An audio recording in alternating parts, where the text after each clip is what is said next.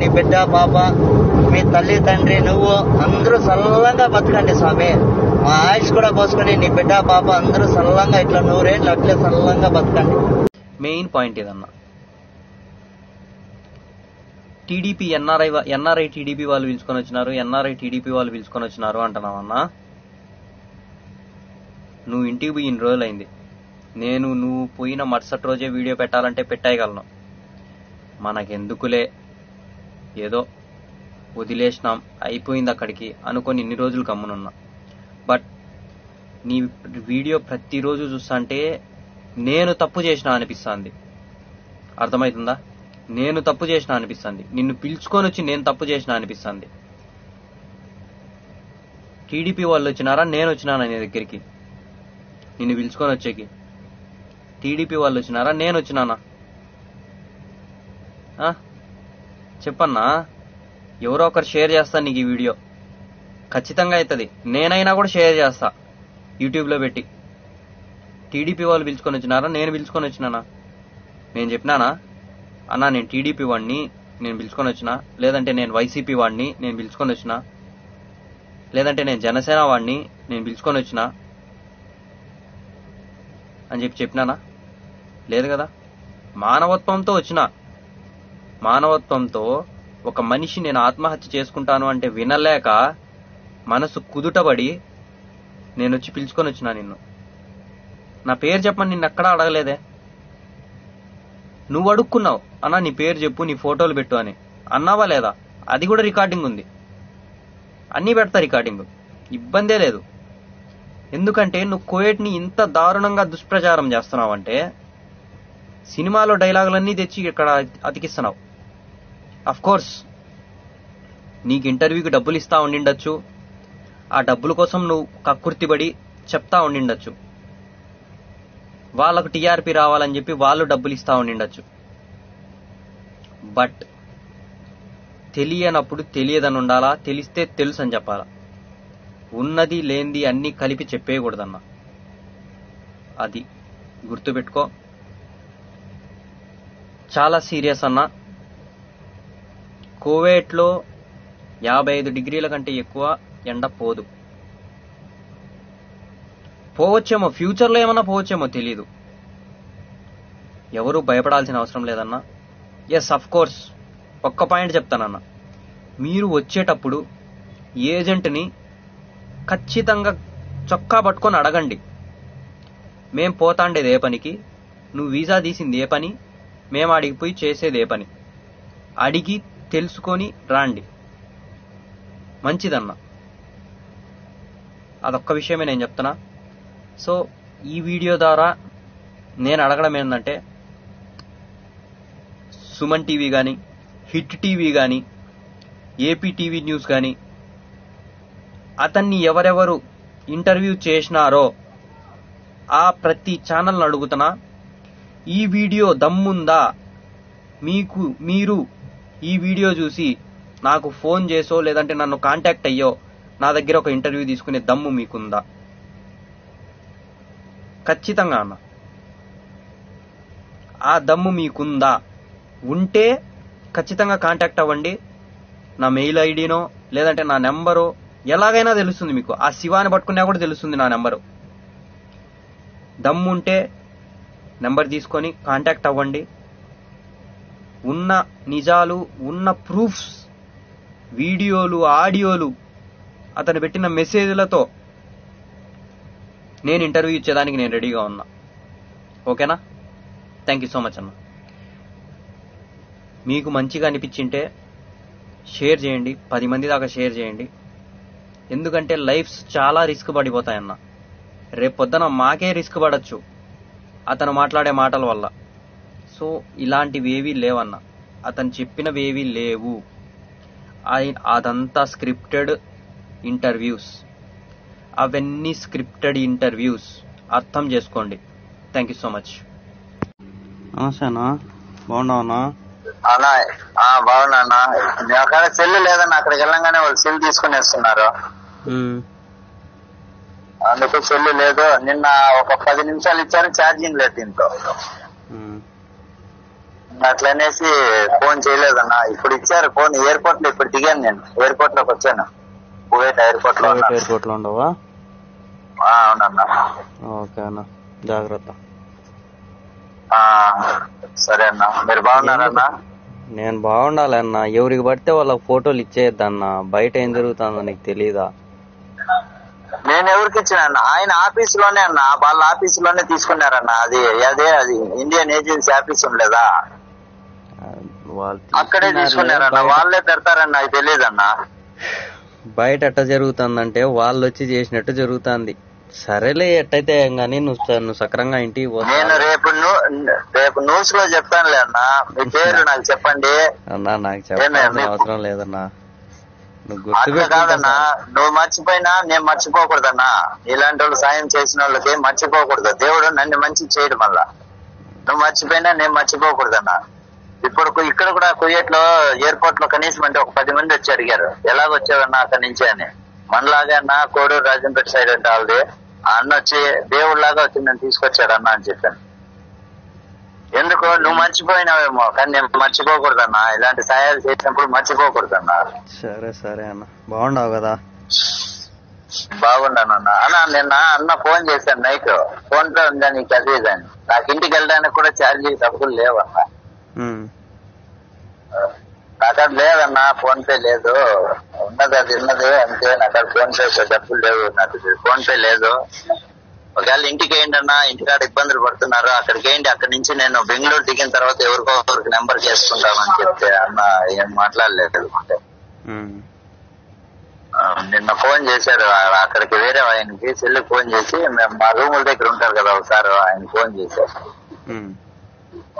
సర్లే అన్న, చూసాంలే కానీ ఇంటికి జాగ్రత్తగా పో, జాగ్రత్తగా ఉండు, చూసుకున్నా. సరే అన్న. ఓకే అన్న, ఓకే ఓకే జాగ్రత్త అన్న. నువ్వు నాకు ఒక 2 ఫోటోలు పెట్టన్నా మీవన్నా. దేనికన్నా? నువ్వు పెట్టన్నా, మీడియా వాళ్ళతో నేనే చూపిస్తాను. పలానా మనిషి నాకు సాయం చేశాడని చెప్తాను. సరేలే అన్న, పెట్టు. ఓకేలే అన్న. నేను ఎయిర్పోర్ట్ లో ఉండాలి, నువ్వేం టెన్షన్ పడద్దు. నేను ఆఫీస్ కాదు, ఎయిర్పోర్ట్ కి వచ్చాను. నువ్వు ఆఫీస్ కాడున్నా నాకేం టెన్షన్ నా? నేను చేయాల్సిన పని నేను చేసిన. నీకేదో సాయం చేసావన్నా, నాకు నేను మర్చిపోనన్నా. సరే నువ్వు అన్నా అనదులే అన్న స్వామి, నా కూతురు ఉంది నీకు. సరేలే అన్న, చల్లంగా ఉండి అన్న నీ బిడ్డలు, నువ్వు చల్లంగా నిండు 100 ఏళ్ళు బతుకన్నా అన్న. చాలు. ఓకేలే అన్న, థ్యాంక్స్. కానీ నువ్వు ప్రశాంతంగా. సెకండ్ పాయింట్, అతన్ని ఎవరు తీసుకొచ్చారు? లోకేష్ గారి హస్తం ఉందా లేదా?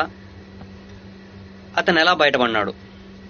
సో దీనికి ఫస్ట్ పాయింట్ అన్న, అతను వీడియో పెట్టిన మరుసటి రోజు అంటే వీడియో పెట్టిన మరుసటి రోజు ఆ రెండో రోజు నాకు టిక్ టాక్ లో అనేది కనిపించింది. ఓకే, చూసినా నేనేదో పాతదిలే అనుకొని చెప్పి వదిలేసిన, స్క్రోల్ చేసేసినాం. ఇంకా మనం రీల్స్ అట్టా చూస్తూ ఉంటాం కదా ఇన్స్టాగ్రామ్ లో. సో అట్లా అనుకొని నేను స్క్రోల్ చేసేసిన. దానికి ఖచ్చితంగా సాయంత్రం అంటే నేను డ్యూటీ ఎక్కే టైంకి, అంటే నేను మార్నింగ్ పడుకుంటాను అనమాట. సో నారా లోకేష్ గారు పొద్దున్నే ట్వీట్ చేసినట్టున్నారు. పొద్దున్నే ట్వీట్ చేశారు, నాకు తెలియదు ఆ విషయం.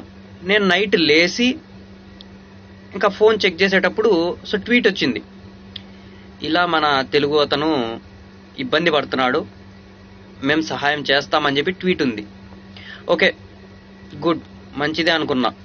సరేలే అని చెప్పి ఇంకా మంత్రి గారు ట్వీట్ చేసినారంటే అది ఫేక్ ఎలా అవుతుంది? ఫేక్ అవ్వదు కదా.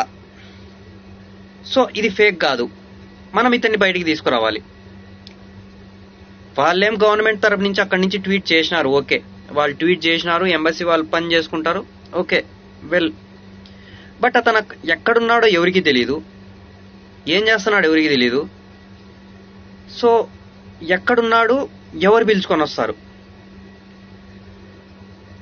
ఇప్పుడు ఇక్కడ మెయిన్ పాయింట్ ఇక్కడ స్టార్ట్ అవుతుందన్న. ఆ ట్వీట్ చూసిన తర్వాత టిక్ టాక్ లో ఒక వీడియో అనేది రిలీజ్ చేసిన. ఏమని? అన్న నువ్వెక్కడున్నా కూడా నా వీడియో నువ్వు చూస్తా అంటే నా నెంబర్ అనేది స్క్రీన్ పైన డిస్ప్లే అవుతుంది. నా నెంబర్కి నువ్వు కాంటాక్ట్ అవ్వు. నువ్వు కోయట్లో ఏ బొక్కలో ఉన్నా కూడా నేను తీసుకొస్తాను. అలాగే నీకు టికెట్కి కానీ ఏదన్నా డబ్బులు కావాలంటే ఒక 50 నుంచి 60 దినాల వరకు నేను ఇస్తాను అని చెప్పి వీడియో అయితే నేను పోస్ట్ చేసిన. ఇక్కడ కొంచెం పెద్ద పెద్ద వాళ్ళని ట్యాగ్ చేస్తూ టిక్టాక్లో నేను పోస్ట్ చేసిన.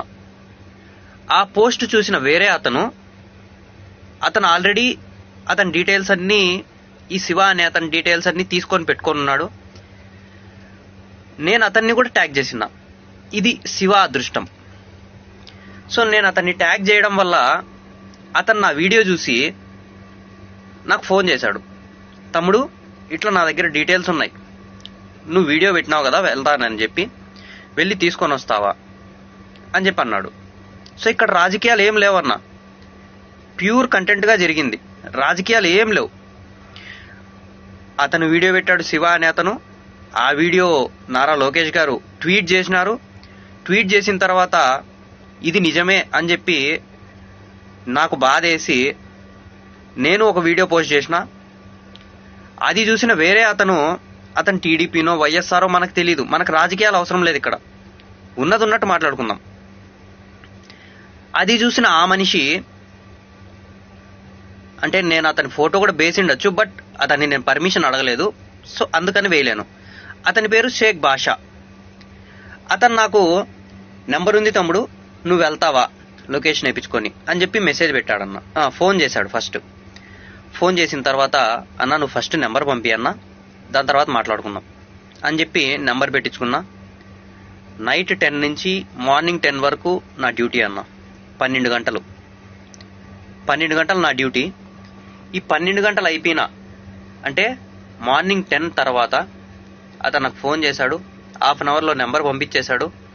నెంబర్ పంపించిన తర్వాత నేను అతనికి ఫోన్ చేసిన, శివాకి. అన్న ఇది పరిస్థితి, మేము ఏ రాజకీయ పార్టీ నుంచి ఫోన్ చేయడం లేదు. నాకు మనసు బాధేసి ఒక మనిషి చనిపోతాను, నేను ఆత్మహత్య చేసుకుంటానని చెప్పి వీడియో నేను చూడడం వల్ల నేను మెసేజ్ పెట్టిన, నేను కాల్ చేసిన అన్న మీకు, మీరు నాకు లొకేషన్ పంపిస్తే నేను మీ దగ్గరికి వస్తాను అని చెప్పి డైరెక్ట్ ఇట్లే చెప్పినానన్న.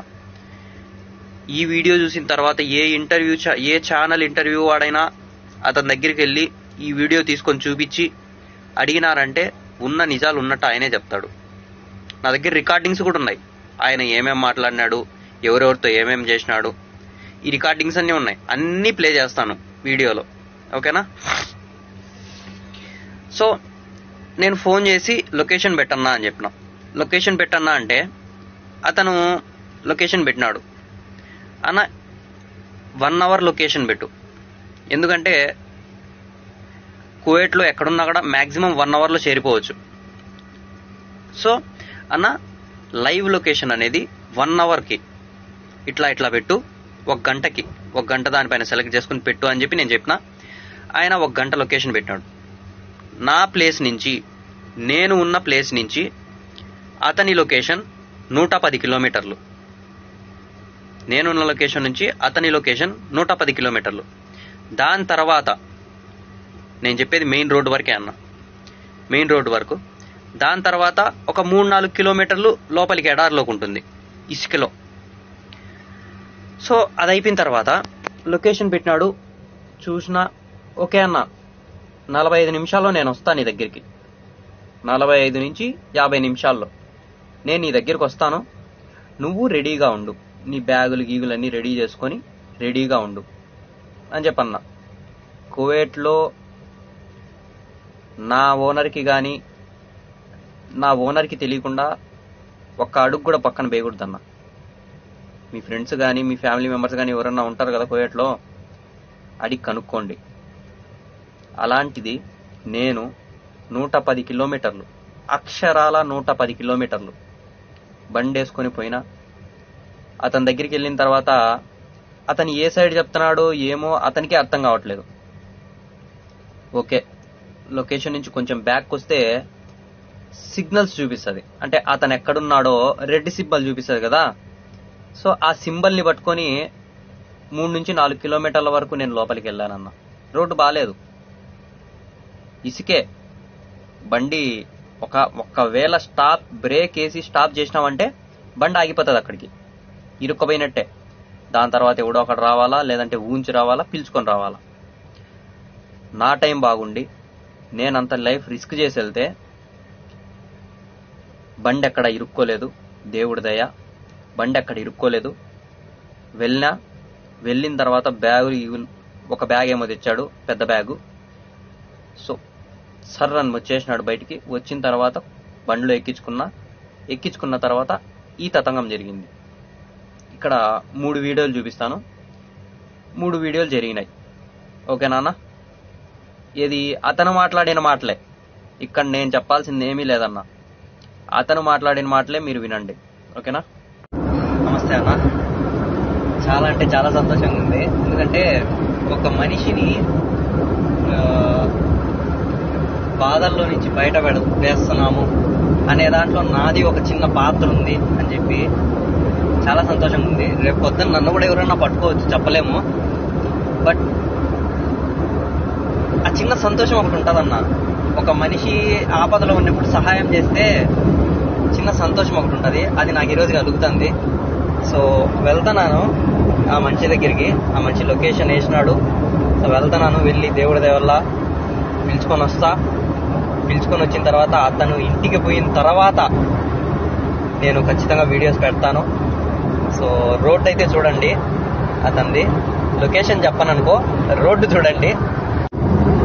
సో ఇది రోడ్డు అన్న, మొత్తం రోడ్ ఇది. అంటే లొకేషన్ చెప్పలేను, ఎందుకంటే ఎవరన్నా లీక్ చేసినారంటే మళ్ళీ నాకు ఇబ్బంది అయిపోతుంది.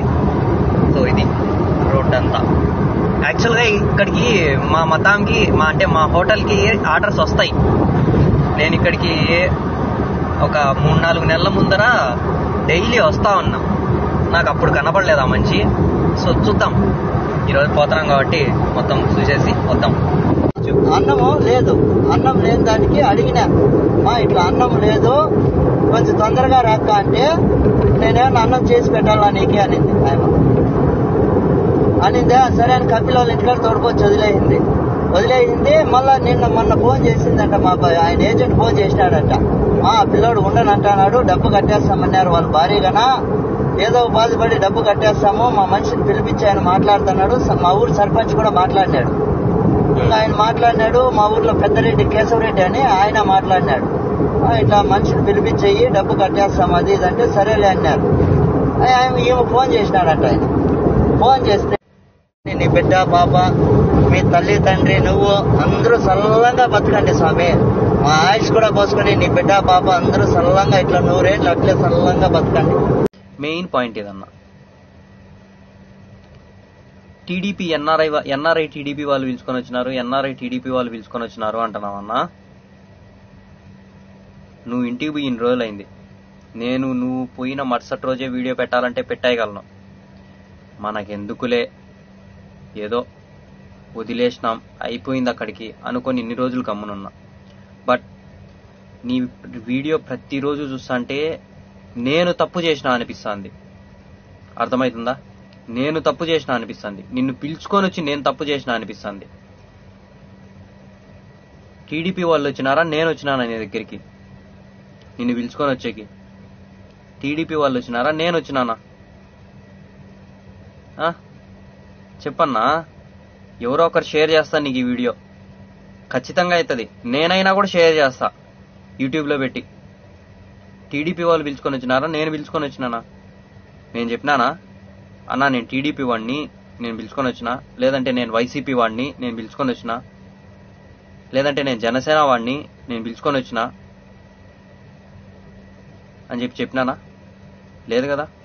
మానవత్వంతో వచ్చినా, మానవత్వంతో ఒక మనిషి నేను ఆత్మహత్య చేసుకుంటాను అంటే వినలేక మనసు కుదుటబడి నేను వచ్చి పిలుచుకొని వచ్చినా నిన్ను.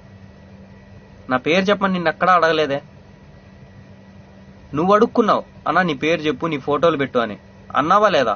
అది కూడా రికార్డింగ్ ఉంది, అన్నీ పెడతా రికార్డింగ్, ఇబ్బందే లేదు. ఎందుకంటే నువ్వు కోయేట్ని ఇంత దారుణంగా దుష్ప్రచారం చేస్తున్నావంటే సినిమాలో డైలాగులన్నీ తెచ్చి ఇక్కడ అతికిస్తున్నావు. అఫ్ కోర్స్ నీకు ఇంటర్వ్యూకి డబ్బులు ఇస్తా ఉండిండొచ్చు, ఆ డబ్బుల కోసం నువ్వు కక్కుర్తిపడి చెప్తా ఉండిండొచ్చు, వాళ్ళకు టీఆర్పీ రావాలని చెప్పి వాళ్ళు డబ్బులు ఇస్తా ఉండిండొచ్చు. బట్ తెలియనప్పుడు తెలియదని ఉండాలా, తెలిస్తే తెలుసు అని చెప్పాలా. ఉన్నది లేనిది అన్నీ కలిపి చెప్పేయకూడదన్నా. అది గుర్తుపెట్టుకో. చాలా సీరియస్ అన్నా. కువైట్లో 55 డిగ్రీల కంటే ఎక్కువ ఎండ పోదు. పోవచ్చేమో, ఫ్యూచర్లో ఏమన్నా పోవచ్చేమో తెలీదు. ఎవరు భయపడాల్సిన అవసరం లేదన్నా. ఎస్, అఫ్ కోర్స్ ఒక్క పాయింట్ చెప్తానన్నా. మీరు వచ్చేటప్పుడు ఏజెంట్ని ఖచ్చితంగా చొక్కా పట్టుకొని అడగండి, మేం పోతాండేది ఏ పనికి, నువ్వు వీసా తీసింది ఏ పని, మేము అడిగిపోయి చేసేది ఏ పని, అడిగి తెలుసుకొని రాండి. మంచిదన్నా. అదొక్క విషయమే నేను చెప్తున్నా. సో ఈ వీడియో ద్వారా నేను అడగడం ఏంటంటే,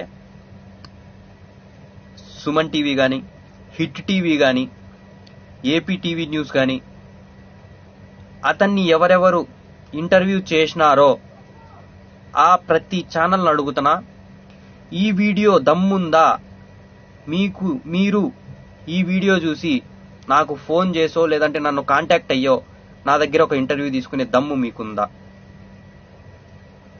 ఖచ్చితంగా అన్న, ఆ దమ్ము మీకుందా? ఉంటే ఖచ్చితంగా కాంటాక్ట్ అవ్వండి. నా మెయిల్ ఐడినో లేదంటే నా నెంబరో ఎలాగైనా తెలుస్తుంది మీకు. ఆ శివాని పట్టుకున్నా కూడా తెలుస్తుంది నా నెంబరు. దమ్ముంటే నెంబర్ తీసుకొని కాంటాక్ట్ అవ్వండి. ఉన్న నిజాలు, ఉన్న ప్రూఫ్స్, వీడియోలు, ఆడియోలు, అతను పెట్టిన మెసేజ్లతో నేను ఇంటర్వ్యూ ఇచ్చేదానికి నేను రెడీగా ఉన్నా. ఓకేనా? థ్యాంక్ యూ సో మచ్ అన్న. మీకు మంచిగా అనిపించింటే షేర్ చేయండి, 10 మంది దాకా షేర్ చేయండి. ఎందుకంటే లైఫ్స్ చాలా రిస్క్ పడిపోతాయన్న. రేపు పొద్దున మాకే రిస్క్ పడచ్చు అతను మాట్లాడే మాటల వల్ల. సో ఇలాంటివి ఏవీ లేవన్న, అతను చెప్పినవేవీ లేవు. అదంతా స్క్రిప్టెడ్ ఇంటర్వ్యూస్, అవన్నీ స్క్రిప్టెడ్ ఇంటర్వ్యూస్. అర్థం చేసుకోండి. Thank you so much. నమస్తేనా, బాగున్నావన్నా? అన్నా బాగున్నా. అక్కడ సెల్ లేదన్నా, అక్కడికి వెళ్ళంగానే వాళ్ళు సెల్ తీసుకుని వేస్తున్నారు, అందుకు సెల్ లేదు. నిన్న ఒక 10 నిమిషాలు ఇచ్చారు, ఛార్జింగ్ లేదు దీంట్లో. అట్లనేసి ఫోన్ చేయలేదన్నా. ఇప్పుడు ఇచ్చారు ఫోన్ ఎయిర్పోర్ట్ లో. ఇప్పుడు దిగాను, నేను ఎయిర్పోర్ట్ లోకి వచ్చాను. కువైట్ ఎయిర్పోర్ట్ లో ఉండవా? అవునన్నా. ఓకే అన్న, జాగ్రత్త. సరే అన్న, మీరు బాగున్నారన్నా? నేను బాగుండాలి అన్న. ఎవరికి పడితే వాళ్ళకి ఫోటోలు ఇచ్చేయద్దన్న. బయట ఏం జరుగుతుందో నీకు తెలీదా? నేను ఎవరికి ఇచ్చిన ఆయన ఆఫీస్ లోనే అన్న, వాళ్ళ ఆఫీస్ లోనే తీసుకున్నారన్న. అది ఇండియన్ ఏజెన్సీ ఆఫీస్ ఉండలేదా, అక్కడే తీసుకున్నారన్న. వాళ్ళే పెడతారన్న, అది తెలియదన్నా.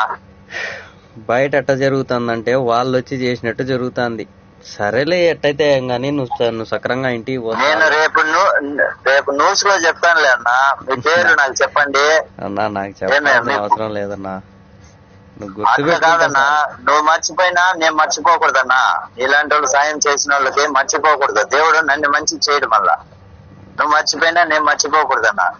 ఇప్పుడు ఇక్కడ కూడా కువైట్ లో ఎయిర్పోర్ట్ లో కనీసం అంటే ఒక 10 మంది వచ్చి అడిగారు, ఎలాగొచ్చావన్నా అక్కడి నుంచి అని. మనలాగే అన్న కోడూరు రాజంపేట సైడ్ అంటే వాళ్ళది.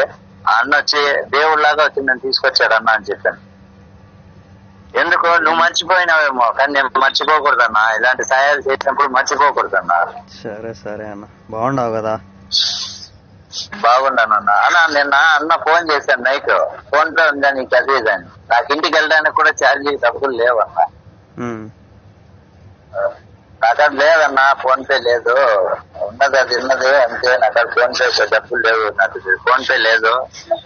ఒకవేళ ఇంటికి వేయండి అన్న, ఇంటికాడ ఇబ్బందులు పడుతున్నారు, అక్కడికి వేయండి. అక్కడి నుంచి నేను బెంగళూరు దిగిన తర్వాత ఎవరికి నెంబర్ చేసుకుంటామని చెప్తే అన్న ఏం మాట్లాడలేదు. నిన్న ఫోన్ చేశారు అక్కడికి, వేరే ఆయనకి సెల్లుకి ఫోన్ చేసి, మేము మా రూముల దగ్గర ఉంటారు కదా ఒకసారి, ఆయన ఫోన్ చేశారు. సర్లే నా చూసాంలే కానీ ఇంటికి జాగ్రత్తగా పో, జాగ్రత్తగా ఉండు, చూసుకున్నా. సరే అన్న. ఓకే అన్న, మరి ఓకే ఓకే అన్న. జాగ్రత్త అన్న. నువ్వు నాకు ఒక 2 ఫోటోలు పెట్టన్నా మీవన్నా. దేనికన్నా? నువ్వు పెట్టన్నా, మీడియా వాళ్ళతో నేనే చూపిస్తాను, ఫలానా మనిషి నాకు సాయం చేశాడని చెప్తాను. సరేలే అన్న, దాన్ని పెట్టు. ఓకేలే అన్న. నేను ఎయిర్పోర్ట్ లో ఉండాలి, నువ్వేం టెన్షన్ పడద్దు. నేను ఆఫీస్ కాదు, ఎయిర్పోర్ట్ కి వచ్చాను. నువ్వు ఆఫీస్ కాడున్నా నాకేం టెన్షన్ నా, నేను చేయాల్సిన పని నేను చేసిన. నీకేదో సాయం చేసావన్నా, నాకు నేను మర్చిపోనన్నా. సరే నువ్వు అన్నా అనదులే అన్న స్వామి, నా అంత కూతురుంది నీకు. సరేలే అన్న, చల్లంగా ఉండి అన్న, నీ బిడ్డలు నువ్వు చల్లంగా నిండు 100 ఏళ్ళు బతుకన్నా అన్న. చాలు. ఓకేలే అన్న, థ్యాంక్స్. కానీ నువ్వు ప్రశాంతంగా. సెకండ్ పాయింట్, అతన్ని ఎవరు తీసుకొచ్చారు, లోకేష్ గారి హస్తం ఉందా లేదా, అతను ఎలా బయటపడినాడు. సో దీనికి ఫస్ట్ పాయింట్ అన్న, అతను వీడియో పెట్టిన మరుసటి రోజు అంటే వీడియో పెట్టిన మరుసటి రోజు ఆ రెండో రోజు నాకు టిక్ టాక్ లో అనేది కనిపించింది. ఓకే, చూసినా నేనేదో పాతదిలే అనుకొని చెప్పి వదిలేసిన, స్క్రోల్ చేసేసిన. ఇంకా మనం రీల్స్ అట్టా చూస్తూ ఉంటాం కదా ఇన్స్టాగ్రామ్ లో, సో అట్లా అనుకొని నేను స్క్రోల్ చేసేసిన. దానికి ఖచ్చితంగా సాయంత్రం అంటే నేను డ్యూటీ ఎక్కే టైంకి, అంటే నేను మార్నింగ్ పడుకుంటాను అనమాట. సో నారా లోకేష్ గారు పొద్దున్నే ట్వీట్ చేసినట్టున్నారు, పొద్దున్నే ట్వీట్ చేశారు. నాకు తెలియదు ఆ విషయం. నేను నైట్ లేచి ఇంకా ఫోన్ చెక్ చేసేటప్పుడు సో ట్వీట్ వచ్చింది, ఇలా మన తెలుగు అతను ఇబ్బంది పడుతున్నాడు, మేము సహాయం చేస్తామని చెప్పి ట్వీట్ ఉంది. ఓకే గుడ్, మంచిదే అనుకున్నా. సరేలే అని చెప్పి, ఇంకా మంత్రి గారు ట్వీట్ చేసినారంటే అది ఫేక్ ఎలా అవుతుంది? ఫేక్ అవ్వదు కదా. సో ఇది ఫేక్ కాదు, మనం ఇతన్ని బయటికి తీసుకురావాలి. వాళ్ళేం గవర్నమెంట్ తరఫు నుంచి అక్కడి నుంచి ట్వీట్ చేసినారు, ఓకే వాళ్ళు ట్వీట్ చేసినారు, ఎంబసీ వాళ్ళు పని చేసుకుంటారు, ఓకే వెల్. బట్ అతను ఎక్కడున్నాడో ఎవరికి తెలియదు, ఏం చేస్తున్నాడు ఎవరికి తెలియదు.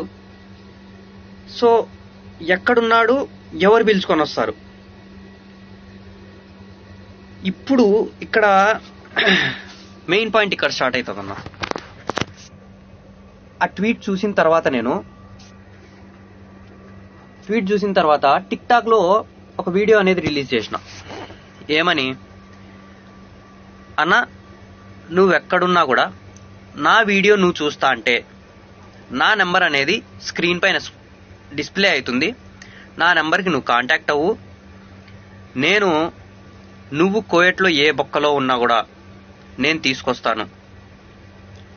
అలాగే నీకు టికెట్కి కానీ ఏదన్నా డబ్బులు కావాలంటే ఒక 50 నుంచి 60 దినాల వరకు నేను ఇస్తాను అని చెప్పి వీడియో అయితే నేను పోస్ట్ చేసిన. ఇక్కడ కొంచెం పెద్ద పెద్ద వాళ్ళని ట్యాగ్ చేస్తూ టిక్ టాక్ లో నేను పోస్ట్ చేసిన. ఆ పోస్ట్ చూసిన వేరే అతను ఆల్రెడీ అతని డీటెయిల్స్ అన్నీ, ఈ శివ అనే అతని డీటెయిల్స్ అన్ని తీసుకొని పెట్టుకొని ఉన్నాడు. నేను అతన్ని కూడా ట్యాగ్ చేసిన. ఇది శివ అదృష్టం. సో నేను అతన్ని ట్యాగ్ చేయడం వల్ల అతను నా వీడియో చూసి నాకు ఫోన్ చేశాడు, తమ్ముడు ఇట్లా నా దగ్గర డీటెయిల్స్ ఉన్నాయి, నువ్వు వీడియో పెట్టినావు కదా వెళ్తానని చెప్పి, వెళ్ళి తీసుకొని వస్తావా అని చెప్పి అన్నాడు. సో ఇక్కడ రాజకీయాలు ఏం లేవన్నా, ప్యూర్ కంటెంట్గా జరిగింది, రాజకీయాలు ఏం లేవు. అతను వీడియో పెట్టాడు శివ అనే అతను, ఆ వీడియో నారా లోకేష్ గారు ట్వీట్ చేసినారు. ట్వీట్ చేసిన తర్వాత ఇది నిజమే అని చెప్పి నాకు బాధేసి నేను ఒక వీడియో పోస్ట్ చేసిన. అది చూసిన వేరే అతను టీడీపీనో వైఎస్ఆరో మనకు తెలీదు, మనకు రాజకీయాలు అవసరం లేదు, ఇక్కడ ఉన్నది ఉన్నట్టు మాట్లాడుకుందాం. అది చూసిన ఆ మనిషి, అంటే నేను అతని ఫోటో కూడా వేసిండొచ్చు, బట్ అతన్ని నేను పర్మిషన్ అడగలేదు, సో అందుకని వేయలేను. అతని పేరు షేక్ బాషా. అతను నాకు నెంబర్ ఉంది తమ్ముడు, నువ్వు వెళ్తావా లొకేషన్ వేయించుకొని అని చెప్పి మెసేజ్ పెట్టాడన్న. ఫోన్ చేశాడు.